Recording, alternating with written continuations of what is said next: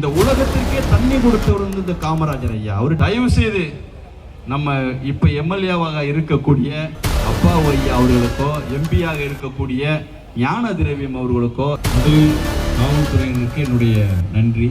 மகாராஜன் பேசுவதை என்ன பேச போகிறார் என்று குறிப்பிட்டுக் கொண்டிருக்கக்கூடிய பூத் அதிகாரிகளுக்கு இங்கிருந்தே லைவாக வழங்கிக் கொண்டிருக்கக்கூடிய உளவுத்துறையினுடைய அன்பு சகோதரர்களே, மாபெரும் கண்டன ஆர்ப்பாட்டத்திற்கு சட்டவிரோத கல் குவாரிகளை மூட வேண்டும் என்ற கோரிக்கையோடு நேதாஜி சுபாஷ் சேனையின் சார்பிலே அனைத்து இயக்கங்களையும் திரட்டி நடத்தி கொண்டிருக்கக்கூடிய இந்த கண்டன ஆர்ப்பாட்டத்திற்கு வருகை தந்து எனக்கு முன்னால் கண்டன உரையாற்றி அமர்ந்திருக்கக்கூடிய மக்கள் தமிழகம் கட்சியினுடைய மாவட்ட செயலாளர் அருமைக்குரிய அண்ணன் கபிலன் அவர்களே,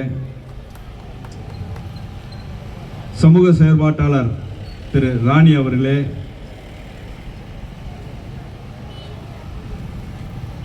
விவசாய சங்கத்தினுடைய தலைவர் அண்ணன் சுந்தரம் அவர்களே, ராதாபுரம் வட்டார விவசாய சங்க செயலாளர் அண்ணன் பவுல் அவர்களே,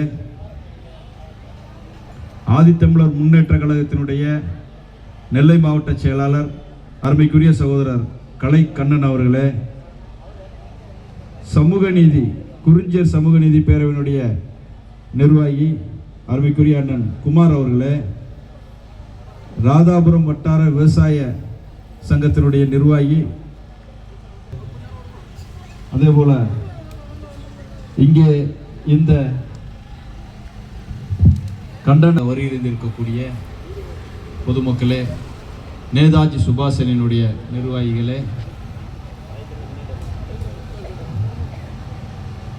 இந்த விழாவை, இந்த கண்டன ஆர்ப்பாட்டத்தை சிறப்பாக நடத்தி கொண்டிருக்கக்கூடிய அருமைக்குரிய சகோதரர், என்னுடைய உடன்பிறவா சகோதரர் நேதாஜி சுபாஷ் சேனையினுடைய போர்வால்,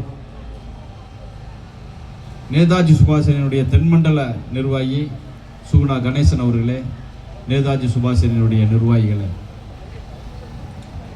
ஆங்காங்கே வேடிக்கை பார்த்து கொண்டிருக்கக்கூடிய கலையரசன் பெயரிலே, கலையரசன் என்ற பினாமி பெயரிலே குவாரி நடத்தி கொண்டு மகாராஜன் என்ன பேசப் போகிறார் என்பதை ஒட்டு கேட்டு உரியவர்களுக்கு அனுப்பி கொண்டிருக்கக்கூடிய அன்பு சகோதரர் அவர்களே,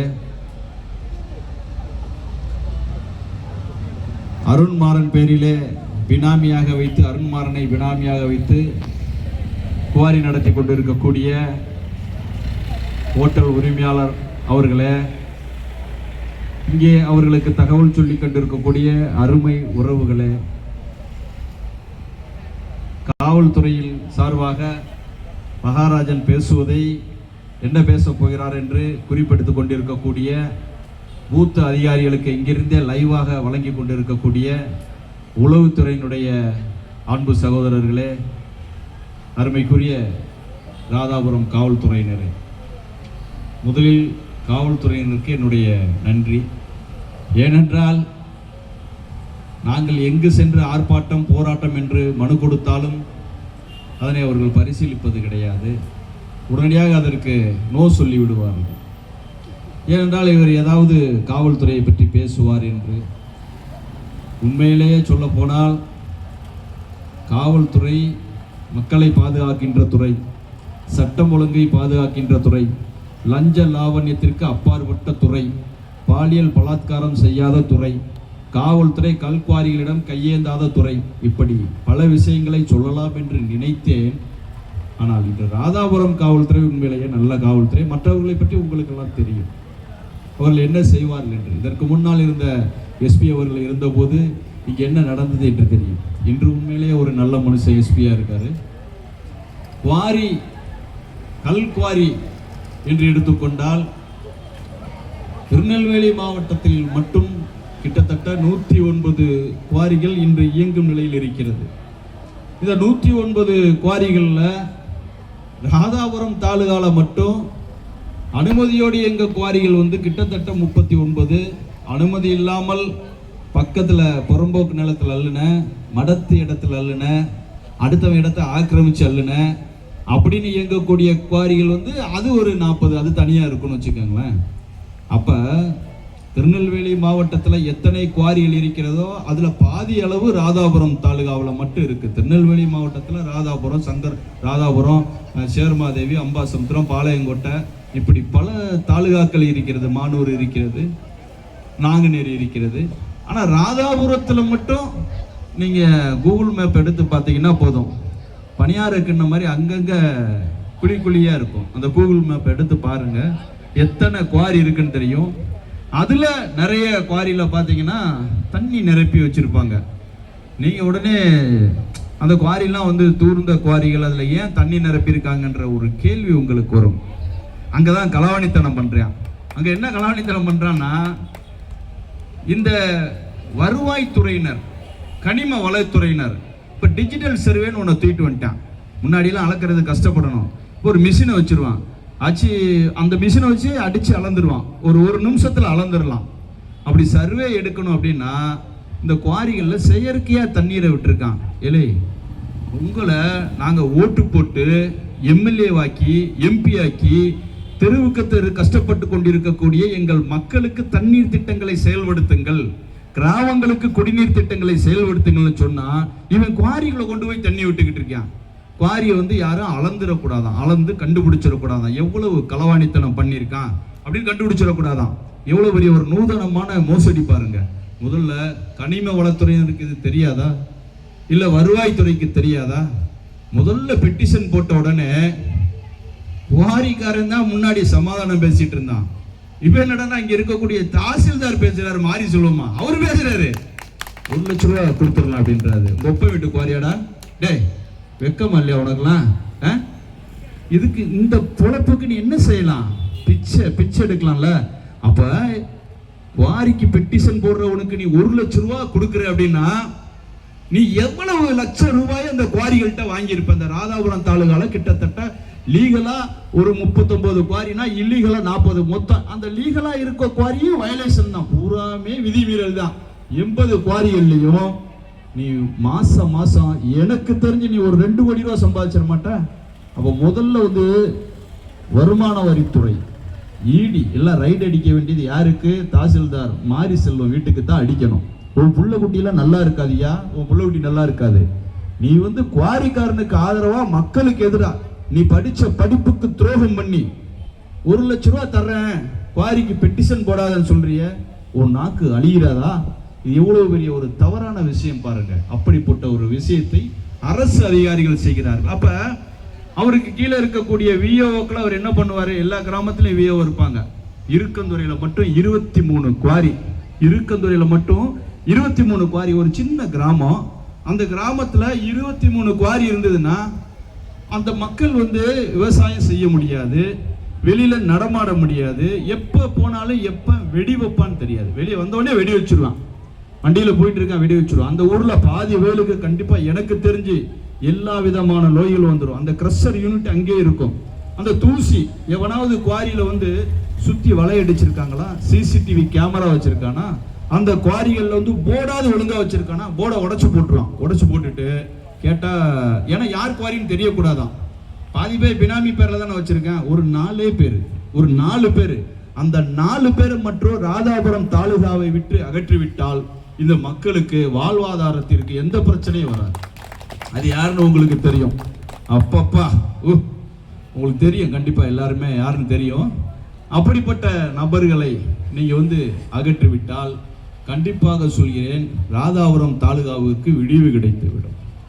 இந்த ஆர்ப்பாட்டத்தை எடுத்து நடத்தும் போது உண்மையிலே வந்து நாங்க சாதாரணமாகத்தான் சென்றோம். எப்பயுமே சொரிஞ்சு விடுவான் ஒருத்தன், அவன் பேரு தான் வந்து சிங்கை முருகனா. சிங்கி அடிச்ச முருகன் வந்து அவரு சொல்றாரு, மகாராஜான் ஜாதி பிரச்சனையை கிளப்பி விடுவார். ஆதித்தமிழர் பேரவை வந்திருக்கிறது, புரட்சி பாரதம் வந்திருக்கிறது, அருமைக்குரிய நாடார் சங்க உறவுகள் வந்திருக்கிறார்கள், விவசாய சங்க தோழர்கள் வங்கியிருக்கிறார்கள், வேடிக்கை பார்த்து கொண்டிருக்கக்கூடிய அத்தனை சமூக பிரதிநிதிகள் பிரதிநிதிகள் இருக்கிறார்கள். மகாராஜன் சாதி பிரச்சனையை தூண்டி விடுவார். வெக்கமா இல்லையாடா உனக்குலாம்? நீ 200 ரூபாயை வாங்கிக்கிட்டு கூட ஒரு 10 பேரை கூப்பிட்டுட்டு, அவனுக்கு குவாரினா என்னன்னே தெரியாது, கூப்பிட்டுட்டு வந்து ஒரு ஜனநாயக ரீதியில ஒரு போராட்டத்தை டிஎஸ்பி போய் மிரட்டுறது. சார் நீங்க மகாராஜனுக்கு அனுமதி கொடுக்க கூடாது. நீ என்னடா அனுமதி கொடுக்கிறது? டிஎஸ்பி அல்ல, கலெக்டர் அல்ல, தமிழக அரசு அல்ல, யார் அனுமதி கொடுத்தாலும் கொடுக்காவிட்டாலும் போராட்டத்தை நடத்த வேண்டும் என்று நினைத்தால் நடத்தி அறிவோம். இந்த கைதுக்கா பயந்துட போறோம்? உங்களுடைய வெட்டி கைதுக்கு பயந்துட போறோம் நினைச்சிட்டீங்களா? ஒரு மிகப்பெரிய ஒரு ஐபிஎஸ் ஆபீசர், வருங்காலத்திலே டிஜிபியாக பதவி உயர்வு பெறக்கூடிய ஒரு ஆபீசர், அவருக்கு எதிராக நாங்கள் வழக்கு தொடுத்த போது ஒட்டுமொத்த காவல்துறையும் திரண்டு எங்களை அடித்தது. ஆனால் அந்த நேரத்தில் கூட பயப்படாத நாங்கள் சுண்டக்கா சிங்கே முருகன் உனக்கா பயப்பட போகிறோம்? எவனோ போட்ட எச்சை காசை வாங்கி கொண்டு வந்து எங்களுக்கு போராட்டத்தை நடத்தக்கூடாது என்று நீ சொல்கிறாயே, ஜனநாயக நாட்டில் தான் இருக்கிறாயா? ஒழுங்கா பேசணும். சிங்கே முருகன் அவர்களே, என்னையோட மூத்தவரா இளையவரான்னு தெரியல, அண்ணனாக கூட இருந்துட்டு போறார். ஆனால் நீங்கள் செய்வது மக்களுக்கு துரோகம். இங்கே இருக்கின்ற மக்களுக்கு செய்கின்ற துரோகம். ஒரு குவாரியானது கூடங்குளம் அணுமின் நிலையம் இப்போ இருக்கிறது. இந்த பகுதியைச் சேர்ந்த ராதாபுரம் பகுதியைச் சேர்ந்த மக்களை பொறுத்தளவு இந்த செயல் திட்டமாவது நல்ல செயல் திட்டம் செயல்படுத்தப்பட்டு இருக்கிறதா? அணுமின் நிலையம் வந்த உடனே சொன்னாங்க, இங்கே அணுமின் நிலையம் அமைக்கும் போது மக்கள் பெரிய போராட்டத்தை ஏற்படுத்தினார்கள், நடத்தினார்கள், கடுமையான கண்டனத்தை தெரிவித்தார்கள். அப்படி தெரிவித்த போது கூட இங்க இருக்கவங்களெல்லாம் அவங்க பேசி, இந்த ராதாபுரத்தை பொறுத்தளவுல ஒரு வறட்சி பகுதி, அதனால அந்த அணுமின் நிலையம் வந்தா வேலை வாய்ப்புகள்லாம் கிடைக்கும், எப்படியோ சப்பக்கட்டுப்பட்டு சமாதானப்படுத்தி அந்த அணுமின் நிலையத்தை கொண்டு வந்தீங்க. இன்னைக்கு ராதாபுரம் பகுதியில் இருக்கக்கூடிய கூடங்குளம் பகுதியில் இருக்கக்கூடிய எத்தனை இளைஞர்களுக்கு வேலை வாய்ப்பு கிடைத்திருக்கிறது? நீங்க யோசிச்சு பார்க்கணும். அப்படி வேலை வாய்ப்பு நீங்க கிடைக்கணும் அப்படின்னா கூடங்குளத்துல போய் ஏதோ ஒரு கான்ட்ராக்ட்ல வேலைக்கு போறீங்க, போன உடனே கேட்பான் உங்க மீது வழக்கு இருக்கா இல்லையான்னு சொல்லி போலீஸ் ஸ்டேஷன்ல எழுதிட்டு வந்துட்டு, இந்த கூடங்குளம் அணுமின் நிலையத்திற்காக போராடிய அத்தனை போராட்ட உணர்வாளர்களையும் அத்தனை கள போராளிகள் மீதும் வழக்கு போட்டுவிட்டு, அவர்கள் குடும்பத்தின் மீது வழக்கு போட்டுவிட்டு, இங்க இருக்கக்கூடிய இளைஞர்கள் மீதெல்லாம் பொய் வழக்கு போட்டுவிட்டு கூடங்குளம் அணுமின் நிலையத்துல வேலை கொடு அப்படின்னா யாருக்கு கொடுக்க முடியும்? யாருக்கு கொடுப்பீங்க? எல்லாரும் மேலே வழக்கு போட்டீங்க. ஆனா அங்க ஒரு நிபந்தனை வச்சிருக்கீங்க. இது எப்படி இருக்கு தெரியுமா? ஒரு கொக்கு பிடிக்கணும்னு சொன்னாங்களா, எப்படா பிடிக்கிறதுன்னு கேட்டா, கொக்கு தலையில வெண்ணெய் வச்சு பிடிக்கலான்னு ஒரு ஐடியா இருக்குன்னாங்களா. அது எப்படின்னா, அதாவது கொக்கு ஒத்த காலை தூக்கிட்டு வெயில்ல நின்றுகிட்டு இருக்குமா, காலையில 11 மணிக்கு வெண்ணெயை கொண்டு போகணுமா, கொண்டு போய் அது தலையில வச்ச உடனே அது தலையில அந்த வெண்ணெய் வெயில்ல உருகி கண்ணை மறைச்சிடுமா, அது கண்ணை மறைச்ச உடனே மறுபடியும் போய் பிடிச்சிட்டு வந்துடுறோமா. என்னடா இது துபாக்குறுத்தலமா இருக்கு ஐடியா. அதே ஐடியாவை தான் இங்க சொல்லியிருக்கேன். நீங்களாம் உங்களுக்குலாம் வேலை கொடுத்துடலாம், ஒன்றும் பிரச்சனை கிடையாது. வேலை கொடுக்கறது ஒரு சாதாரண விஷயம். ஆனா எவனுக்கும் வழக்கு இருக்கக்கூடாது. நீ வேலை கொடுப்பன்ற, நீயே போலீஸை வச்சு எல்லாரும் மேலேயும் வழக்கு போடுவ, அப்புறம் நாங்க வேலைக்கு போனோடனே போலீஸ் நோ அப்ஜெக்ஷன் சர்டிபிகேட் வாங்கிட்டு வான்ற. யாரா போய் வாங்குறது?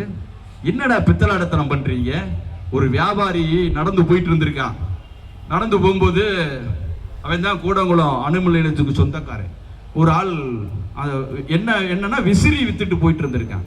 என்னையா விசிறியில் என்னையா விசேஷம், இந்த விசிறி 5000 ரூபா சொல்றியே அப்படின்னு இருக்கான். 5000 ரூபா சொன்னான் விசிறிய. இந்த விசிறியை நீ 5000 வருஷம் வச்சு நீ விசிறினாலும் அது கிளியாது. யாரு? கூடங்குளம் அணுமின் நிலையங்காரன் தான் அந்த வியாபாரி. அப்படியா அப்படின்னு சொல்லிட்டு 5000 ரூபாய் கொடுத்து விசிறியை வாங்கிடுறான். வாங்கி இந்த மக்கள் ஒரே நாள் விசிறி இருக்கான், விசிறி பிஞ்சு போச்சு. பிஞ்ச உடனே என்னடா இது விசிறி பிஞ்சு போச்சுன்னு சொல்லிட்டு அந்த வியாபாரியை போய் பிடிச்சி, யோ என்ன அது நீ கொடுத்த 5000 ரூபாய்க்கு விசிறி வாங்கினேன், 5000 வருஷம் வரும்னு, ஒரே நாளில் பிஞ்சு போச்சு அப்படின்னு இருக்கான். நீ எப்படி விசிறினேன்னு இருக்கான். நான் இப்படி விசிறினேன்னு இருக்கான். அப்படி விசிறக்கூடாதியா, அது ஒரு நிபந்தனை இருக்கு. விசிறியை நீ கையில பிடிச்சுக்கணும், தலையை மட்டும் ஆட்டணும் அப்படின்னா. டுபாக்கூர் கூடங்குளம் அணுமின் நிலையம், எங்களுக்கெல்லாம் வேலை கொடுப்ப, ஆனா வழக்கு மட்டும் இருந்துடக்கூடாது. எங்க மேலதான் வழக்கு எல்லாரும் மேலேயும் போட்டி, அப்புறம் எவன் வேலைக்கு போறது? எவ்வளவு பெரிய பித்தலாட்டம் பாருங்க. சரி, இந்த பித்தலாட்டம் தான் பண்ணிட்ட. 16 கிலோமீட்டர் கூடங்குளம் அணுமின் நிலையத்திலிருந்து 1 கிலோமீட்டருக்குள்ள குவாரி இயங்கவே கூடாது. 5 கிலோமீட்டருக்குள்ள குவாரி இயங்கினால் அதற்கு தடை இருக்கிறது. 16 கிலோமீட்டருக்குள்ள குவாரிகள் இயங்க வேண்டும் என்றால் எந்த அணுமின் நிலையமா இருந்தாலும் சரிதான், 16 கிலோமீட்டருக்குள்ள இயங்கணும்னா அணுசக்தி துறையிலிருந்து ஒரு நோ அப்ஜெக்ஷன் வாங்கணும். ஏன் அப்படின்னா, குவாரியில நீ வெடி வைப்ப, எந்த குவாரி கரெக்டா வெடி வச்சிருக்கேன் சொல்லவே மாட்டான். வெடி வெடிக்கிறத நம்ம போய்கிட்டு இருப்போம், திடீர்னு நிப்பாட்டி போடுவாங்க. நிப்பாட்டி நில்லுங்க நில்லுங்க நில்லுங்க வெடி வச்சிருக்காங்க அப்படிமா.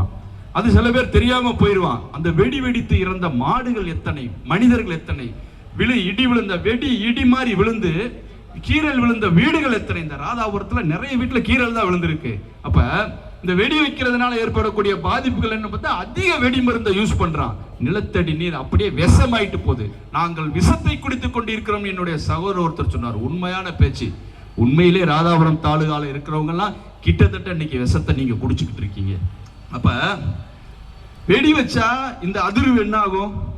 அதிர்வு ஆக ஆக ஆக அணுமின் நிலையத்திற்கு பாதிப்பு வரலாம். ஹிரோஷிமால வெடிச்சது உங்களுக்கு தெரியாதா? நாகசாயில வெடிச்சது தெரியாதா? 2 லட்சம் பேர் 10 நிமிஷத்துல செத்து போனோம். அப்படிங்கிறதுக்குள்ள 2 லட்சம் பேரை பசுமாக்கிறோம்.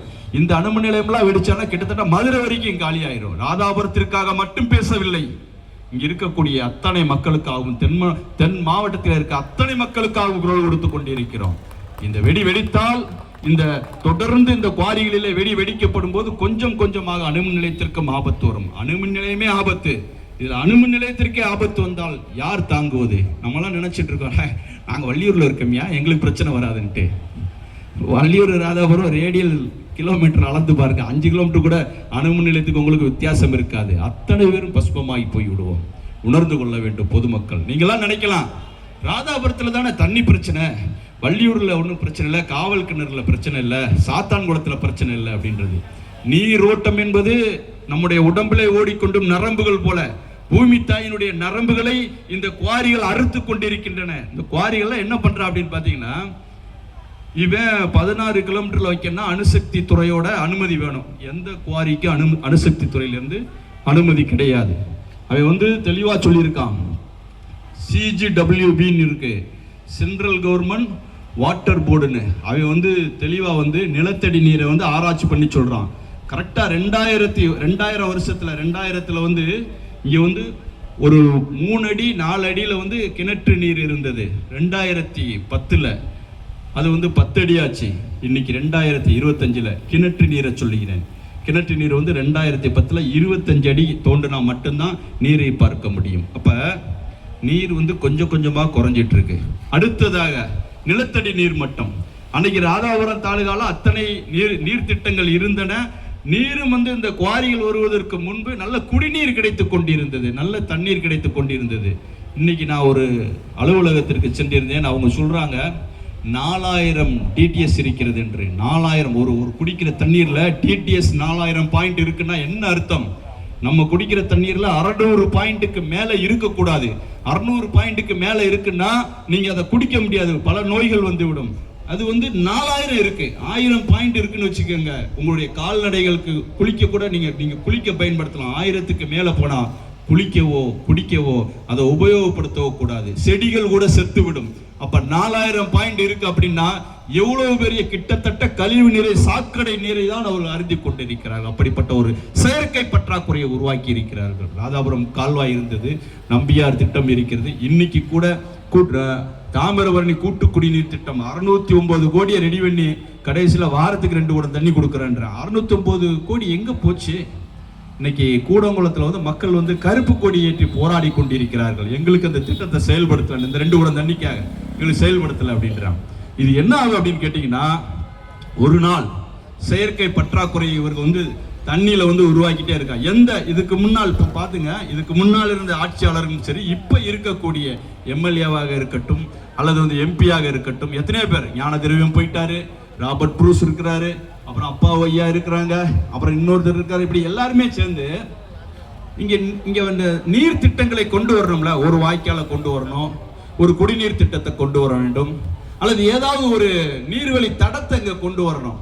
ஆனால் இங்கே எந்த நீர்வழி தடமும் செயல்படுத்தப்படவில்லை. ஏனென்றால் அத்தனை குவாரிகளுக்கு பின்னாலும் இவர்கள் இருக்கிறார்கள். பினாமிகள் பேரிலே குவாரிகள் நடத்தி கொண்டிருக்கிறார்கள். அப்ப குவாரி நடத்தணும் அப்படின்னா, அண்ணன் சொன்னது மாதிரி, சுந்தரன் சொன்னது மாதிரி, நீங்க தண்ணி வந்துட்டுன்னு வச்சுக்கோங்க, என்ன செய்வாங்க? ஒருத்தன் வீடு கட்டுறான், தண்ணி இல்லைன்னா வீடே காலி பண்ணிடுவான். அப்ப ஒரு தாலுகால தண்ணி இல்லைன்னா அந்த தாலுகா பாலைவனம் ஆயிரும், காலி பண்ணிடுவான்.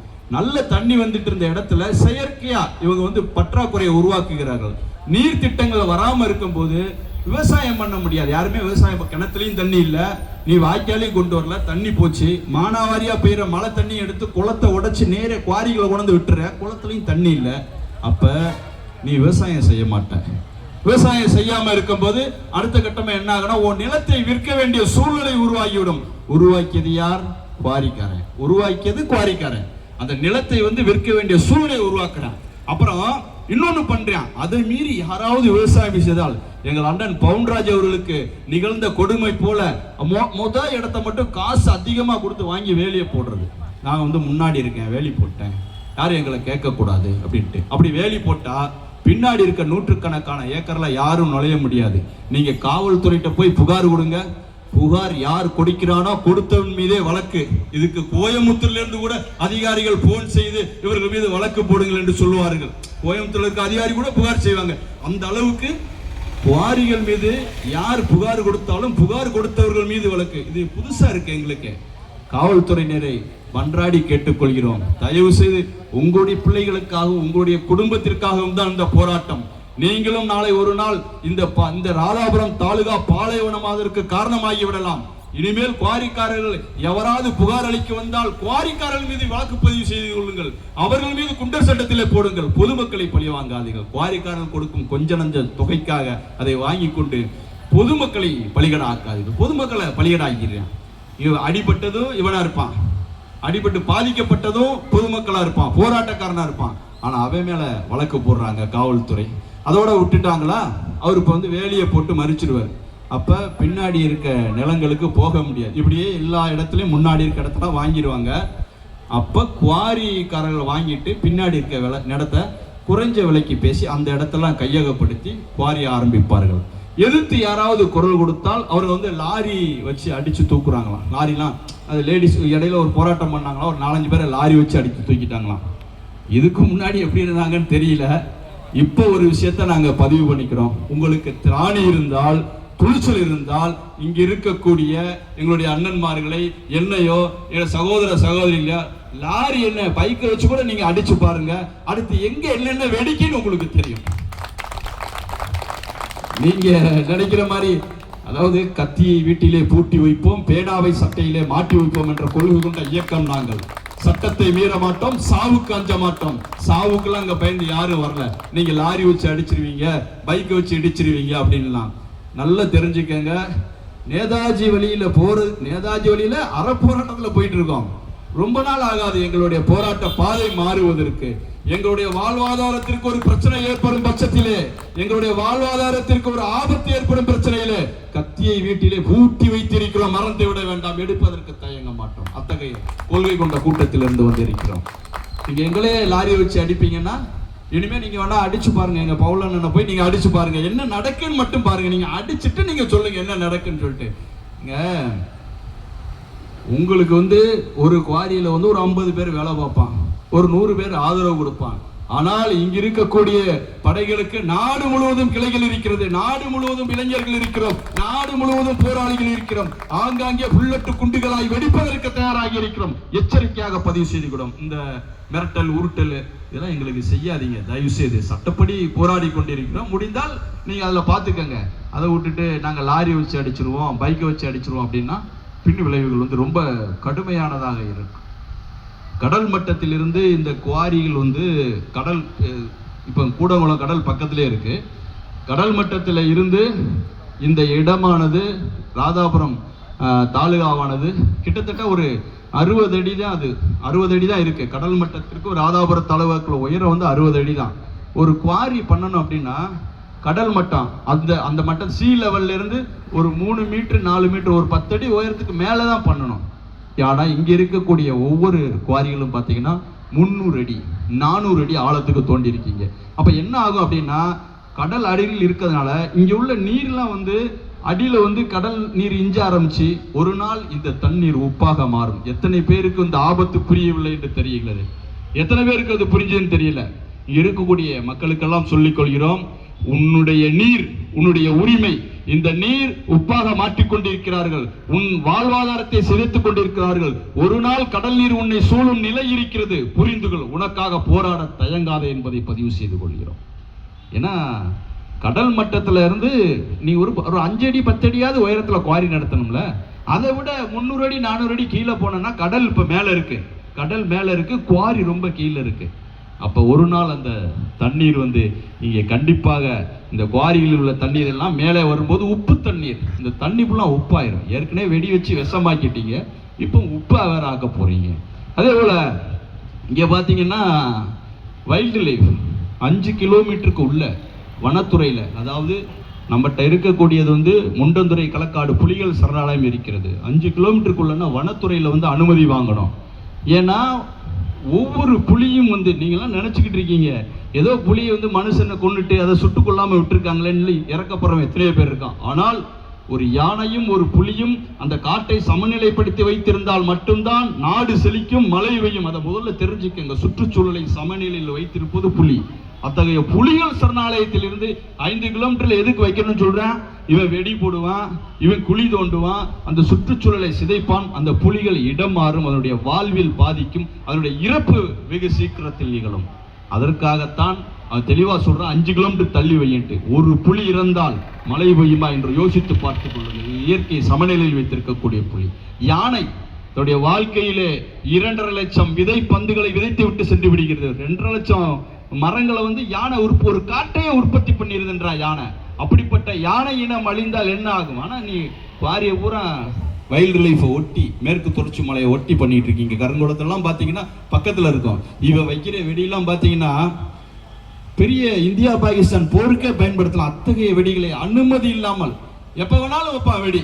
நீங்கள் எப்போ போனாலும் சரி நான் பயந்துக்கிட்டே போகணும். குவாரியை கடந்து போகணும்னா 38 பேர் இது வரைக்கும் ஆக்சிடென்ட்ல இறந்து போயிருக்கான். கடந்த 2 வருட காலத்தில் குவாரியில் மட்டும் 38 பேர் வந்து லாரி இடிச்சு தள்ளி இருக்கான். இந்த லாரி டிரைவர் எவனாவது ஒழுங்கா பேசுறான்னு பார்த்தா அதுவும் பேச மாட்டான். வரவனவெல்லாம் த்ரெட்டன் பண்றது, உள்ளூர்காரனை த்ரெட்டன் பண்றது அப்படிதான். ஏன்னா அவருக்கு வந்து அரசியல் செல்வாக்கு இருக்கிறது, அதிகாரிகள் செல்வாக்கு இருக்கிறது. உடனே அவர் வந்து திமிர்த்தனமா பேசுறது. அவர்கிட்ட சீட்டு இருக்காது, ஒன்றும் இருக்காது. ஆனா வந்து யாராவது என்னப்பா இப்படி போற அப்படின்னா ஒதுக்கி விட்டு போயிடுறது. சின்ன வண்டிகளை அதே போல இங்க இருக்கக்கூடிய கார்களை ஒதுக்கி விட்டு போறது, கேள்வி கேட்ட அடிக்கிற மாதிரி வர்றான். ஏன்னா காவல்துறையுடைய சப்போர்ட் இருக்கிறது, அதிகாரிகள் பலம் இருக்கிறது என்று. அதிகாரிகளுக்கு இதெல்லாம் தெரியாதா? கனிம வளத்துறை அதிகாரிக்கு ஹோலோகிராமையே வந்து அந்த சீட்ல இருக்கக்கூடிய அரசு முத்திரையை வந்து இவங்களே தயார் பண்றான். எத்தனையோ லட்சம் கோடிகளை ஏமாத்துறான். இது அதிகாரிகளுக்கு தெரியாதா? எப்படி நடவடிக்கை எடுப்பாரு? அவருக்கு பங்கு போது அவர் எப்படி நடவடிக்கை எடுப்பாரு? இங்க இருக்கக்கூடிய ரமேஷ் ஏடி மைன்ஸா இருக்கட்டும், அவருக்கு பங்கு போகுது, அவர் எப்படி நடவடிக்கை எடுப்பாரு? இங்க குவாரியில இருந்து பக்கத்துல கிரஷர் யூனிட் இருக்கும்.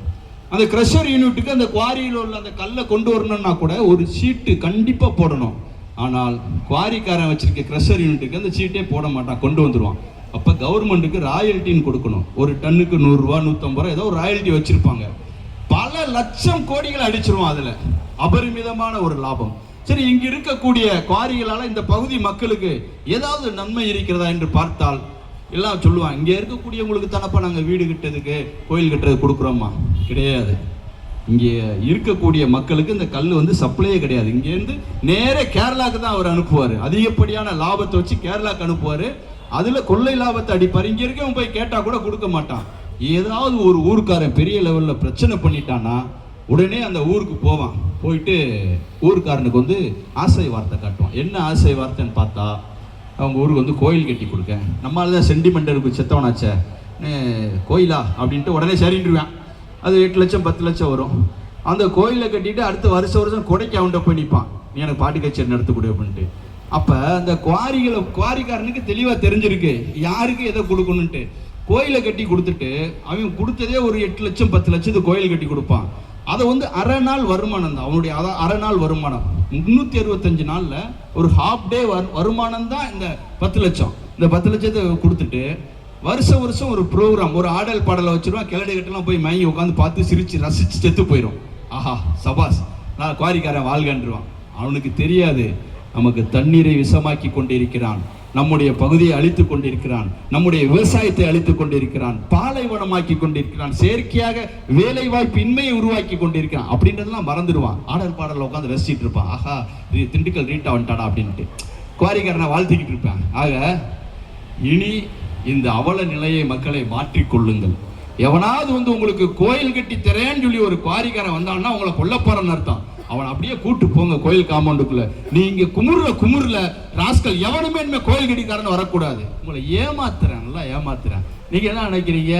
ஆஹா நமக்கு கோயில் வந்துட்டா அவன் நல்லவன் அப்படின்றீங்க. அதே போல இன்னும் சில பேர் இருக்கான், முதல் நாள் வரைக்கும் நம்ம கூட பேசிக்கிட்டு இருப்பான். நம்மை போன்ற இயக்கங்கள், நம்மை போன்ற சக தோழர்கள் எலெக்ஷன்லாம் ஓட்டு போட மாட்டான்.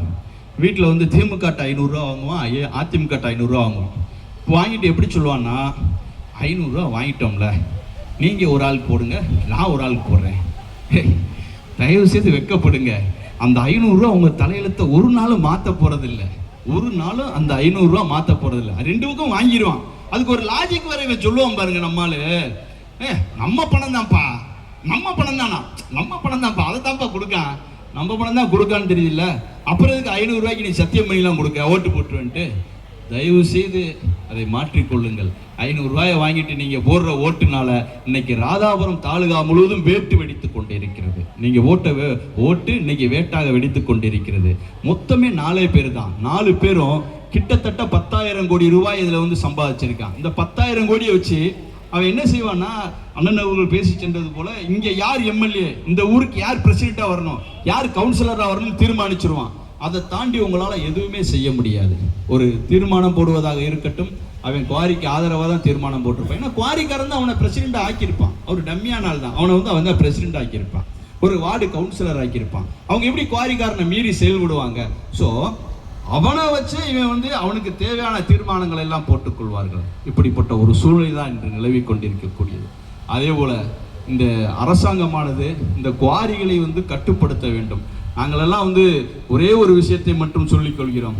அதாவது இப்போ நம்ம ஓட்டு போட்டிருக்கோம் பாருங்க, அப்பா ஐயாவாக இருக்கட்டும், இன்னைக்கெல்லாம் ஒரு சபாநாயகர், அவர் நினைத்திருந்தால் இங்கே குவாரிகளை வந்து ஒரே நாளில் தடை செய்ய முடியும். ஆனால் தடை செய்யவில்லை. ஏனென்றால் திமுகவுக்கே ஃபண்டு வந்து இந்த குவாரியிலிருந்து தான் போயிட்டு இருக்கு. போன வாரம் ஒரு ரூல்ஸ் போட்டிருக்கான், ஒரு குவாரிக்காரன், ஒவ்வொரு குவாரிக்காரனும் ஏக்கருக்கு 1 லட்சம் கொடுக்கணுமா. ஒரு குவாரி 1 லட்சம்னா திருநெல்வேலியில மட்டும் லீகல் இல்லீகல் ரெண்டையும் சேர்த்தா 200 குவாரி இருக்கும். 200 குவாரினா ஒரு ஆளுக்கு வந்து 10 ஏக்கர் வச்சாலும் 200 குவாரிக்கு எவ்வளவு? 2000 ஏக்கர். 2000 ஏக்கருக்கு ஒரு ஏக்கருக்கு 1 லட்சம்னா பார்த்துக்கங்க, 20 கோடி ரூபா ஒரு தொகுதிக்கான நிதி. உங்களுக்கு காசு கொடுத்தா அழகா ஜெயிச்சுட்டு போயிடுவான். இதே மாதிரி எத்தனை மாவட்டங்கள் இருக்கிறது, தமிழ்நாடு ஃபுல்லா வசூல் பண்ணியிருக்கான். அப்ப அந்த குவாரிக்காரன் இதையும் கொண்டு போய் கொடுக்குறான்னா அவனுக்கு எவ்வளவு லாபம் இருக்கிறது, எவ்வளவு கொள்ளையடிக்கிறான். அந்த பணத்தை யார்கிட்ட இருந்து புடுங்குவான்? அந்த பணத்தையும் யாரா கேரளாக்காரனாலும் அவனும் மக்கள் தான், அவனை தான் புடுங்க போறான். ஆக விலைவாசியை செயற்கையாக உயர்த்தி கொண்டிருக்கிறார்கள். ராதாபுரம் தாலுகாவை பாலைவனமாக்கி விட்டார்கள். இப்பொழுது நாங்கள் எல்லாம் சொல்லிக் கொள்வதெல்லாம் ஒரே ஒரு விஷயம்தான், தயவு செய்து திமுக அரசே, ஆளுகின்ற அரசே, எந்த காரணத்தை கொண்டும் தயவு செய்து நம்ம இப்ப எம்எல்ஏவாக இருக்கக்கூடிய அப்பாவு ஐயா அவர்களுக்கோ, எம்பியாக இருக்கக்கூடிய ஞான திரவியம் அவர்களுக்கோ, ராபர்ட் புரூஸ் அவர்களுக்கோ, அதே போல இனிமேல் சீட்டு கொண்டிருக்கக்கூடிய ஐயா கிரகாம்பல் அவர்களுக்கோ சீட்டு கொடுத்து ராதாபுரம் தாலுகாவை தயவு செய்து பாலைவனமாக்கி விடாதீர்கள். எத்தனையோ நாடாரினத்தில் எத்தனையோ நல்ல சகோதரர்கள் இருக்கிறார்கள், அவர்களுக்கு கொடுங்கள். ஐயா காமராஜர் வழியை பின்பற்றுவர்கள் எத்தனையோ பேர் இருக்கிறார்கள்.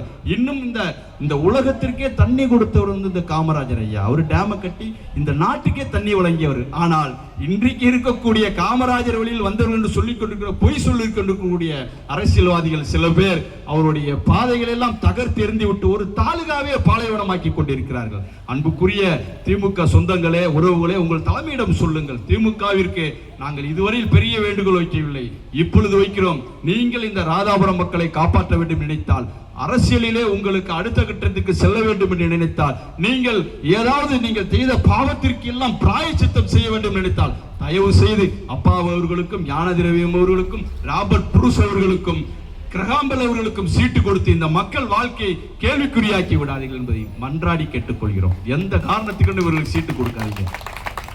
எவன் ஒருவன் தன் சொந்த சமூக மக்களை கூட அடித்து உதைத்து அவருடைய ரத்தத்தை உறிஞ்சி நாம் பிழைக்க வேண்டும் என்ற எண்ணம் இருக்கிறானோ, அவனை இந்த சமூகம் ஆதரித்தால், இங்க இருக்கக்கூடிய பொது சமூகங்கள் ஆதரித்தால், அவர்கள் இருக்கக்கூடிய கட்சி தலைமைகள் ஆதரித்தால் இந்த நாடு நாசமாக போய்விடும். எந்த காலத்திலும் இவர்களுக்கு ஆதரவு செய்யாதீர்கள். இருக்கக்கூடிய நாங்கள் எல்லாம் அடுத்து இன்னொரு போராட்டத்தை நாங்கள் செயல்படுத்த இருக்கிறோம். இன்னும் ஓரிரு தினங்களிலே நெல்லை மாவட்ட ஆட்சியர் அலுவலகத்தை முற்றுகையிட்டு கைதாக தயாராகி இருக்கிறோம். அடுத்த கட்ட போராட்டமாக ராதாபுரம் தாலுகாவில் உள்ள ஒவ்வொரு வீடு வீடாக செல்வோம். அப்பா அவர்களுக்கு ஓட்டு போடாதீர்கள், கிரகாம்பெல் அவர்களுக்கு சீட்டு கொடுக்க கூடாது, ராபர்ட் புருஷ் அவர்களுக்கும் அதே போல இன்னொரு எம்பி அவர்களுக்கும் ஞான திரவியம் அவர்களுக்கும் எந்த காரணத்தை கொண்டும் நீங்கள் இனிமேல் சீட்டு கொடுக்காதீர்கள், அவர்கள் வந்தால் துரத்தி அடைங்கள் என்று சொல்லி ஒவ்வொரு வீடாக ஒவ்வொரு தாய்மாராக அவருடைய கால்களிலே விழுந்து எங்களுடைய போராட்டத்தை துவங்க இருக்கிற என்பதை இந்த இடத்திலே பதிவு செய்து கொள்கிறேன். இவர்களால் இந்த தாலுகா முழுவதும் நாசமாக போய்விட்டது. யாரோ ஒருவர் சொன்னார், மகாராஜன் வந்தால் சாதி பிரச்சனையை இழுத்து விட்டு விடுவார் என்று. நன்றாக யோசித்துக் கொள்ளுங்கள். எங்களுடைய அண்ணன் பவுல் நாடார் அவர்களை அவருடைய தோட்டத்தை வேலி ஓட்டு மறைத்து அவர் செல்லாமல் தடுத்தது எந்த சமூகம் என்று அவருக்கு தெரியும். யார் அதை செய்தார்கள் என்று. அவரை கொல்ல முற்பட்டது லாரியை வைத்து அடித்து தூக்கி விடுவோம் என்று சொன்னது யார் என்பது அவர்களுக்கு தெரியும். மகாராஜன் ஒரு நாளும் அது போன்ற வேலைகளை அனுமதிக்க மாட்டோம். என்னை பொறுத்தளவு எந்த பக்கம் நியாயம் இருக்கிறதோ அந்த பக்கத்திலே நிற்போம். எங்கள் பவுலண்ணனுக்கு ஒன்று என்று சொன்னால் நான் மட்டுமல்ல, என்னுடன் இருக்கக்கூடிய அத்தனை உடன்பிறப்புகளும் அது எந்த சமூகமாக இருந்தாலும் சரி துப்பாக்கி தோட்டாக்களாக வெடித்து அவர்களை காப்பது ஒன்றுதான் எங்களது குறிக்கோளாக நினைப்போம் தவிர ஒரு காலத்திலும் சாதி பிரச்சனை தூண்ட மாட்டோம். இது போன்று எங்கள் மீது அவப்பெயர்களை சூட்டிவிட வேண்டாம். விமர்சனங்கள் எல்லாம் கடந்து விட்டுத்தான் இங்கு வந்திருக்கிறோம். ராதாபுரம் தாலுகாவை பொறுத்த அளவிலே இத்தனை குவாரிகள் தேவையில்லாதது. உடனடியாக சர்வே செய்ய வேண்டும். இப்போ என்னமோ நாங்கள் போராட்டம் சொன்ன உடனே சர்வே பண்ண போயிருக்காங்களாம். சர்வே பண்ண போய் ஒரு 5 குவாரியை சர்வே பண்ணியிருக்காங்களாம். இதுக்கு முன்னாடியே நிறைய குவாரியை சர்வே பண்ணி அமைதியாக வச்சிருக்கான். எல்லா குவாரியிலையும் வயலேஷன் இருக்குது. ஒவ்வொரு கிரஷர் யூனிட்டா இருந்தால் வேலி போட்டிருக்கணும், சிசிடிவி இருக்கணும், போர்டு இருக்கணும், அதிக ஆழத்துக்கு தோண்டி இருக்க கூடாது, வெடிபொருள் வைக்கக்கூடிய டயத்தை நிர்ணயம் பண்ணணும். அதே போல குவாரிகளில் அடுக்கடுக்கான முறையில தான் நீங்க அந்த கனிம வளத்தை நீங்க எடுத்திருக்கணும். அதுக்கு முறையான சீட்டுக்களை பயன்படுத்தி இருக்கணும். லாரியில ஓவர்லோடு ஏற்றக்கூடாது, சிறு பிள்ளைகளுக்கு ஆபத்து விளைவிக்கும் வைக்கல லாரிகளை ஓட்டக்கூடாது, பெரியவர்களை அச்சுறுத்தக்கூடாது, உங்களால் எந்த விதமான தூசு திரும்புகளும் படர்ந்து அங்குள்ள மக்களுக்கு நோய்வாய்ப்படக்கூடாது என்று பல்வேறு விதமான நிபந்தனைகள் இருக்கிறது. எல்லா நிபந்தனைகளையும் மீறிதான் அத்தனை குவாரியும் நடந்து கொண்டிருக்கிறது. அதிலும் ராதாபுரத்தில் அநியாயமாக நிபந்தனைகள் மீறப்பட்டிருக்கிறது. ஏன்னா அவன் திமுக ஃபண்டு கொடுத்துட்டு இருக்கான். திமுக அரசு இந்த ஃபண்டை வாங்கித்தான் நீ ஜெயிக்க வேண்டுமா? இந்த மக்களுடைய அந்த ஏழை மக்களுடைய வயிற்றில் அடித்து இவருடைய உயிரை குடித்து இங்க இருக்கக்கூடிய குழந்தைகளுக்கு ஆபத்தை விளைவித்து தண்ணீரை பாலைவனமாக்கி அந்த பணத்தில் தான் நீங்கள் ஜெயிக்க வேண்டுமா என்று நினைத்துக் கொள்ளுங்கள். எங்கள் ராதாபுரம் மக்களுடைய பாவம் உங்களை சும்மா விடாது, ஒரு நாளும் சும்மா விடாது என்பதை தெரிவித்துக் கொள்கிறேன். அப்படிப்பட்ட ஒரு சூழ்நிலையில இன்னைக்கு பாத்தீங்கன்னா எல்லாருமே எல்லா வயலேஷனையும் பண்ணித்தான் இது பண்றேன். அப்போ பண்ணும்போது அவ ஏற்கனவே அளந்துட்டாங்க, நிறைய குவாரிகள் அளந்து எந்தெந்த குவாரிகளில் வயலேஷன் இருக்குன்றதையும் ஃபைண்ட் அவுட் பண்ணிட்டாங்க, கண்டுபிடிச்சா நீ ஃபைன் அடிக்கணும்ல, நீ கைது பண்ணணும்ல. ஒரு குவாரியில் நீங்கள் வயலேஷன் இருந்ததுன்னா போன வாரம் ஒரு தீர்மானம் போடுறான். என்ன தீர்மானம்னு பார்த்தா, நீ 100 ரூபாய்க்கு கல் அதாவது 100 வெட்டி அதிக ஆழத்துக்கு நீ வெட்டிட்ட, இல்லது வயலேஷன் விதிமீறல் பண்ணி வெட்டிட்டன்னா 100 ரூபாய்க்கு நீ விதிமீறல் பண்ணா 100 ரூபா உனக்கு ஃபைனு. இதுக்கு முன்னாடி அந்த ஃபைன் 10 மடங்கு இருந்தது. இப்போ அதாவது 100 ரூபாய்க்கு நீ வயலேஷன் பண்ணா 1000 ரூபா ஃபைன் கட்டணும். இப்போ ஒரு சமாதான திட்டம், எப்படி பாருங்க, சமாதான திட்டம், அதையும் டியூல கட்டிக்க. இது நம்ம பேங்க்ல லோன் வாங்கினா டியூ கட்டுறோம்ல, அது மாதிரி டியூல கட்டிக்க. இல்லை, களவணித்தனம் பண்றதுக்கு எதுக்குடா டியூ போடுறீங்க? அப்ப எல்லாரும் என்ன நினைப்பான்னா 100 ரூபா ஃபைன் தானே கட்டிட்டு போயிருன்ட்டு வளைச்சு தோண்ட ஆரம்பிப்பான். இது போன்ற மோசமான சமாதான திட்டங்களை திமுக அரசு கண்டிப்பாக தவிர்க்க வேண்டும். இந்த மாதிரி தேவையில்லாத சமாதான திட்டம், மக்கள் எத்தனை பேர் இருக்கான்? இந்த நகைக்கு நீ லோனுக்கு ஒரு சமாதான திட்டத்தை அறிவி. எல்லாரும் ஏழை மக்கள் எத்தனையோ பேர் கொரோனா சமயத்துலலாம் வழி இல்லாம நகையை வச்சான்ல, அவனுக்கு நீ ஒரு திட்டத்தை அறிவி. அந்த திட்டத்தில் அந்த நகையை ஃப்ரீயா கொடு. மகளிர் சுய உதவி குழு எத்தனை பேர் வட்டி கட்ட முடியாம தவிச்சுக்கிட்டு இருக்காங்க. அந்த மகளிருக்கு அந்த கடனை ஃபுல்லா நீ தள்ளுபடி பண்ணி நீ நல்லவன். எங்களுக்கு நீ 1000 ரூபாயை கொடுத்துட்டு புருஷனை பூரா கொண்டு போய் நீ குடிக்க விட்டு 10,000 ரூபாயை வசூல் பண்ணி நாங்க கிடந்து அந்த புருஷனோட சண்டை போட்டு விவாகரத்து கோர்ட்டில் போய் அங்க வக்கீலுக்கு 10,000 ரூபாய் கொடுத்து கோர்ட்டுக்கு எங்களை எவ்வளவு வச்சுதான் இந்த திமுகவோட திட்டம். எல்லா மகளிரும் பாருங்க, 1000 ரூபா வந்தோடனே சந்தோஷமா இருக்கீங்க. கணவர் வருவாரு, ஒரு 500 ரூபா விடும்பாரு, இந்த அம்மா கொடுக்காது, சண்டை வந்துடும், உடனே மண்டையை உடைச்சிருவாரு. மருத்துவ செலவு 10,000, டைவர்ஸ் செலவு 10,000, 20,000, 1000க்கு 20,000 செலவு. ஆக எப்படிப்பட்ட ஒரு திட்டம் பாருங்க. அதே போல அன்னைக்கு ஒரு கேடிஆர் என்ன சொன்னார்னா, மனைவிக்கு வந்து இலவசமா கொடுத்துருக்கேன், கணவர் என்ன பண்ணுவாரு அப்படின்றாரு. உண்மை அது ஒரு பக்கத்துல பார்த்தா உண்மைதான். மகளிருக்கு பஸ் இலவசமா புருஷன் முன்னாடி சேர்ந்து போறாங்க. இந்த மாவன் வந்து இலவச பஸ்ல அனுப்பி விட்டுருக்கேன், புருஷன் என்ன செய்வாரு? அவரு அப்புறம் வெயிட் பண்ணிட்டு இருப்பாரு, இந்த அம்மா தனியா போயிடும். அவ்வளவுதான், இதுதான் நடக்கும். அவர் நடந்துதான் போகணும். இப்படிப்பட்ட ஒரு மோசமான கேவலமான திட்டங்களை செயல்படுத்தி மக்களை பிரித்து வைக்கின்ற திமுக அரசுக்கு எச்சரிக்கையாக பதிவு செய்து கொள்கிறோம். இந்த மாதிரி கல்குவாரி உரிமையாளருக்கும் களவாணி பயலுக்கும் நீ சமாதான திட்டம் அறிவிக்கல, பொதுமக்களுக்கு அறிவி. நீ எத்தனையோ திட்டங்கள் இருக்கு. இந்த நகையை வந்து ஃப்ரீயா கொடுக்கறதா இருக்கட்டும், இலவச கல்வி திட்டமாக இருக்கட்டும், இந்த பொதுமக்களுக்கான அந்த குழு லோனாக இருக்கட்டும், இதெல்லாம் நீ ஃப்ரீயா நீ வந்து அறிவி. அதை விட்டுட்டு இந்த கல்குவாரியில களவாணி பயலுக்கு போய் நான் சமாதான திட்டம் தர்றேன், அவனுக்கு வந்து நீ வந்து 100 ரூபாய்க்கு களவன்ட்டா 100 ரூபாய் எக்ஸ்ட்ரா போட்டு கட்டிக்க அப்படின்னா என்னடா அப்ப அவன் களவாங்க மாட்டானா? வளைச்சு களவமா? சரி, அவன் இடத்துல களவாண்டது போயிட்டு புறம்போக்கு நிலத்துல களவாண்டதுக்கு அதுக்கு என்ன செய்வேன்? அது கூட ஒரு 100 ரூபா வாங்கிக்கிடுவியா? அடுத்து வந்து மடத்து இடம், பக்கத்துல உள்ளவன் இடம், எல்லா இடத்துலையும் களவாங்கிறானே, அவனுக்குலாம் நீ இப்படி சமாதான திட்டம் போடுவியா? அப்ப இது எப்படி இருக்கு அப்படின்னு பார்த்தா, நாளைக்கு எல்லா குற்றச்செயல்களுக்கும் இவன் வந்து பல கோடி களவான்ட்டான். ஆனா அங்க நீங்க பாத்தீங்கன்னா அந்த மைன்ஸ் கோர்ட்டுன்னு ஒண்ணு இருக்கு, அந்த கனிம வளத்துறைக்குன்னு ஒரு கோர்ட்டு போட்டான். அந்த கோர்ட்ல பாத்தீங்கன்னா டெய்லி ஒரு 10 பேர் வந்து நிற்பான். அழுக்கு வேஷ்டி, ஒரு கிழிஞ்ச சட்டை, ஒரு தாடி, பெரிய தாடியோட. அவருக்கு ஒரு வக்கீல் வருவார், அவர் வாதாடி இந்த கேஸ் எல்லாம் எடுப்பார். யார் நிற்கிறான்னு நான் பார்த்தேன் ஒரு நாள். அட உண்மையிலே சொல்கிறேங்க, மாட்டு வண்டியில் மண் அடித்தவன் நிற்கிறாங்க. மாட்டு வண்டியில் மண் அடித்தவன் வயிற்று பொழப்புக்கு பாவம், அவன் வீடு கட்டதுக்கு வழி இல்லாமல் அந்த மாட்டு வண்டிக்காரன் போய் இந்த மண்ணை அள்ளிட்டு வந்து அந்த வீடு கட்ட வச்சிருப்பான். லாப நோக்கம் இல்லாமல் ஓடையில் ஒரு மண் சும்மா தான், அது வேஸ்ட்டாக தான் போகும், அதை எடுத்துகிட்டு வந்து வச்சிருப்பான். அதே போல் அந்த மாட்டு வண்டியில் வந்து அதில் என்னங்க அவன் சம்பாதிச்சிருப்பான்? 100 ரூபா கிடைக்குமா? அவனை பூரா போலீஸ்காரங்க ஏதோ பெரிய தீவிரவாதியை பிடிச்ச மாதிரி பிடிச்சிட்டு போய் கேஸை போட்டு, இதில் வேற 2 தடவை மாட்டிட்டா போதும், உன் மேலே குண்டர் சட்டம் போட்டுருவேன். என்னடா குண்டர் சட்டம் போட்டுருவேன்? நீ ஒல்லியா இருக்கியா? நீ குண்டா தானே இருக்க? அப்புறம் குண்டர் சட்டம் போடுவாரா? குண்டர் சட்டம் எந்த காவல்துறையாவது 8 மாசம் 10 மாசம் குறைஞ்சி வயிறு இல்லாமல் இருக்கானா? ஒழுங்கா கவாத்து பண்றது கிடையாது. அவர் குண்டர் சட்டம் போடுவாராம், குண்டர் சட்டம் போட்டுருவேன் அப்படின்ட்டு. அப்படி சொல்லிவிட்டு இந்த மாட்டு வண்டிக்காரனை பூரா பிடிச்சு வச்சிருக்கான். நீங்க நல்லா யோசிச்சு பாருங்க, சட்டம் யாருக்கு எதிராக செயல்படுகிறது? ஹெல்மெட் போடாத ஏழை, அவனுக்கு ஹெல்மெட் வாங்கவே வழி இருக்காது. அவனுக்கு ஹெல்மெட் வாங்கவே வழி இருக்கு. அவன் வச்சிருக்க வண்டிக்கு புக்கே இருக்காது. ஏன்னா காலாவதியான வண்டி தான் அவனால வாங்க முடியும். 5000 ரூபாய்க்கு என்ன வண்டி கிடைச்சிரும்? பழைய டிவிஎஸ் சுசுகி கிடைக்கும். அதை ஓட்டிட்டு கொத்தனார் வேலைக்கு போவான். அவனை பிடிச்சி அவனுக்கு ஃபைன் போட்டிருப்பான் 10,000. அவன் உண்மையிலே குடிச்சிருக்க மாட்டான். பிரீத் அனலைசர்ல எடுத்துட்டோம் 10,000. அந்த மிஷின் ஒர்க்கே ஆகாதுங்க. அந்த 10,000 இவன் ஜிபேக்கு போயிட்டு இருக்கும், கவர்மெண்ட்டுக்கும் போகாது. பக்கா ஃப்ராடு, ஃபோர்ஜரி, 420 அத்தனை வேலையும் பண்ணிக்கிட்டு ஏழை மக்களுக்கு மீது ஃபைன் அடிப்பது, மாட்டு வண்டியில மணல் அடிக்கவனை பிடிச்சிட்டு போறது. அதே போல ஆட்டோ ஓட்டுறான் பாருங்க, அவன் சட்டை போடலன்னு அவனை பிடிச்சிட்டு போறது. இந்த மாதிரி குட்டி அணையில லோடு ஏற்றிட்டு போறேன், ஓவர் லோடுன்றது. ஏண்டா வெக்கமா இல்லையாடா? 36 டன் ஏற்ற வேண்டியதுல 45 டன்னை ஏற்றிட்டு போறேன் கல்குவாரிக்காரன், அவெல்லாம் உனக்கு கண்ணுக்கு தெரியலையா? அண்ணன் சொன்ன மாதிரி கல்குவாரி ஓனர் என்னைக்காவது பிடிச்சிருக்காங்களாமா? பிடிக்கவே மாட்டேன். அவனுக்கு தெரியும் யார் ஓனர்ட்டு, எந்த ஹோட்டல் வச்சு நடத்துற ஓனரு, எந்த எம்பி ஓனரு, எந்த சபாநாயகர் ஓனர் அவனுக்கு தெரியும். ஆனா அவங்கள அவன் பிடிக்க மாட்டான். ஏன்? நல்ல ஆம்பளை, நல்ல நானே கேட்கிறேன், காக்கி சட்டைக்கு என்னுடைய சவாலாக இருக்கட்டும், நீ உண்மையிலே நல்ல ஆம்பளையா இருந்தா, திறமையான ஆம்பளையா இருந்தா, நல்ல மான வெக்கம் சூடு சொர்ண ரோசம் உள்ள ஆம்பளையா இருந்தா, உண்மையான கல்குவாரிக்காரனை நீ கைது பண்ணிட்டு பார்த்து நாங்க இயக்கத்தை கலைச்சிட்டு போயிடுறோம். செய்ய முடியாது. செய்ய முடியுமா? எவனுக்கா செய்ய தைரியம் இருக்கா? அப்புறம் எதுக்கு? அப்புறம் ஏன் ஏழைகளை வதைக்கிறீங்க? நாங்க கேட்கறது இதுதான். காவல்துறையுடைய செயல்பாடு அப்படித்தான் இருக்கு. ஏட்டையா தப்பு பண்ணா போதும், உடனே தூக்கி சிவலப்பேரியிலேருந்து கூடங்குளத்துக்கு அடிச்சிருவேன்.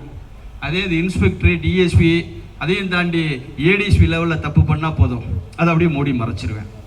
ஒருத்தனை கூடங்குளத்துக்கு அடிச்சிருவான், இன்னொருத்தன் செய்யறதை மூடி மறைச்சிருவான். அப்போ அதிகாரிகளுக்கு ஒரு நியாயம், ஏழை ஏட்டையாவுக்கு ஒரு நியாயம். ஒரு ஏழை ஏட்டையா வெடி வித்துக்கிட்டு இருந்தானா, அவன் மேல நடவடிக்கை எடுத்துட்டாங்க. பழைய எஸ்பி வெடி வித்தார தெருவா எல்லா ஸ்டேஷனுக்கும் போட்டு ஒரு பொறி உருண்டையும் 2 கம்பி மத்தாப்பி வச்சு 1000 ரூபாய் வாங்காதவங்களை வந்து நாங்க வந்து ஏஆருக்கு மாத்திடுவோம் மைக்ல சொன்னாருங்க. பழைய எஸ்பி சொன்னாரு. ஆனால் அவர் மேல நடவடிக்கை எடுத்தார்களா? எடுக்க மாட்டான். அது மொத்தமே 300 ரூபாய்க்கு தான் போகும். உடனே நான் கண்டன பதிவு தெரிவிச்சேன். உடனே 500 ரூபான்ட்டாரு. உடனே 500 1000 ரூபாய் 500 ரூபாய் ஆயிட்டு. அப்ப அந்த 500 ரூபாய் யாருக்கு போக வேண்டிய பணம்? 2000 போலீஸ்காரன் இருக்கான், 2000 போலீஸ்காரனும் 500 ரூபா மேடிக்கனா 10 லட்சம் ரூபா ஆச்சு. அந்த 10 லட்சம் யாருக்கு செல்ல வேண்டிய பணம்? இதை கேள்வி கேட்டால் மகாராஜன் குற்றவாளி, மகாராஜன் குற்றவாளிகளுக்கு உதவி செய்வார், மகாராஜன் வந்து கலகக்காரர். போயா உன் கலகக்காரன், எத்தனையோ கலகக்காரனை பார்த்துட்டோம், இதுலயா நாங்கள் அஞ்சிட போறோம்? இதை கேள்வி கேட்டக்கூடாது. கேள்வி கேட்டா போதும். மகாராஜா இயக்கத்தில் யார் மேலேயாவது புகார் வந்திருக்கான்னு பாருங்க. அல்லது நம்முடைய ரவின்னு ஒரு வழக்கறிஞர் இருந்தார் வள்ளியூர்ல, ஒரு அம்மா பாலியல் தொழில் பண்ணிட்டு இருந்தது, போலீஸ்காரன் அதை சொல்லிவிட்டாரு. உடனே ரவி வந்து அந்த அம்மாவை போய் மிரட்டினாரா. எப்படி எஸ்ஐ ரவி மிரட்டிட்டாராம். எத்தனை மணிக்கு மிரட்டினாரா? நைட்டு 9:50க்கு ஷெட்டில் வச்சு. எந்த ஷெட்டில்? அந்த ராதாபுரம் டு வள்ளியூர் போற வழியில இருக்க வயக்காட்டு செட்டுக்குள்ள. அந்த அம்மா எதுக்குங்க வயக்காட்டு செட்டுக்கு போச்சு? இது என்னுடைய கேள்வி. ரவியோட இடம் அது. அந்த அம்மா எதுக்கு வயக்காட்டு செட்டுக்குள்ள போச்சு? யார் கூட இருந்துச்சு? அந்த அம்மாவுக்கு அவங்களுக்கு என்ன தொடர்பு? இதெல்லாம் வெளியே வராது. ஆனால் ரவி மிரட்டி விட்டார். என்னடா உங்க சட்டம், என்ன நியாயம்? அந்த ரவின்றவர் வந்து நேதாஜி சுபாஷ் சேனை அமைப்புக்கு ஆதரவாக செயல்பட்டார், அதனால வழக்கு போட்டீங்க தானே. ஆனால் தெளிவாக சொல்லிக் கொள்கிறோம், நேதாஜி சுபாஷ் சேனை என்பது உடனடியாக நீங்க கிள்ளி எறிவதற்கு கிள்ளுக்கீரை அல்ல. இது நாணல் போல. நீங்கள் எத்தனை அடி அடித்தாலும் வளைந்து கொடுப்போமே தவிர வீழ்ந்து விட மாட்டோம். ஒரு நாளும் வீழ்ந்து விட மாட்டோம். உங்களுக்கான சட்டப்படியான பதிலடியை கொடுத்தே தீர்வோம். அது உறுதி உறுதி உறுதி. அதை மறந்து விடக்கூடாது. இப்ப இங்க பாத்தீங்கன்னா ஐயா எத்தனையோ எம்எல்ஏ எம்பி எல்லாரும் இருந்து இங்க தண்ணி கொண்டு வரல. இங்கே பிரச்சனைகள், கல்குவாரி பிரச்சனைகள் எதுவுமே எல்லாமே வந்து இந்த ராதாபுரத்தை பொறுத்தளவில் நீங்கள் ஒரு விஷயத்தை யோசிச்சு பாருங்க. என்ன மக்களுக்கான திட்டம் செயல்படுத்தப்பட்டது? எந்த திட்டம் செயல்படுத்தப்பட்டது? ஏதாவது ஒரு திட்டத்தை சொல்லுங்க. மற்ற இடத்துல சிப்காட் வந்துடுது, சில இடங்களில் சிப்காட் வந்துடும், சில இடங்களில் வந்து சிறப்பு பொருளாதார மண்டலம் ஏதாவது ஒன்று உருவாக்கிடுவாங்க. ஏதாவது ஒரு மின் தொடர்பான திட்டங்கள், நீர்வழி திட்டங்கள் உருவாகும். ராதாபுரத்துக்கு என்னன்னா குண்டு வச்சிருக்கேன், அணுகுண்டு, கூடங்குளம் அணுமின் நிலையம். உடனே எதை கேட்டாலும் அதை தான் சொல்லுவேன். சரி யாரா வேலை பார்க்கணும்? பூரா நார்த் இந்தியன் இருப்பேன், ஹம் ஆப்கே ஹெட்கோன் அப்படிமா. ஆக ராதாபுரத்தை வந்து டோட்டலாக கிட்டத்தட்ட முடிச்சு விட்டாங்க. இப்போ வந்து மீட்பு பணிகளை தான் நம்ம செஞ்சுட்டு இருக்கோம். எஞ்சி இருக்கக்கூடிய மக்களை வந்து நம்ம காப்பாற்றிக்கிட்டு இருக்கோம். கிட்டத்தட்ட 3 லட்சம் பேர் அன்னைக்கு சென்சஸ் எடுக்கும்போது 2011 சைட் ஆயிருக்கான். இன்னைக்கு வந்து 4 லட்சம் பேர் ராதாபுரத்தில் இருப்பான். இந்த 4 லட்சம் ராதாபுரம் பூர்வ குடிகளை விரைவில் வெளியேற்றுவதற்கான திட்டம் தான் இந்த திட்டம். நாமெல்லாம் இங்கே கூடி இந்த போராட்டத்தை நடத்தி கொண்டிருக்கிறோம். இன்னும் நிறைய பேசுவதற்கு இருந்தாலும் கூட நேரம் காலம் கடந்து விட்டபடியால்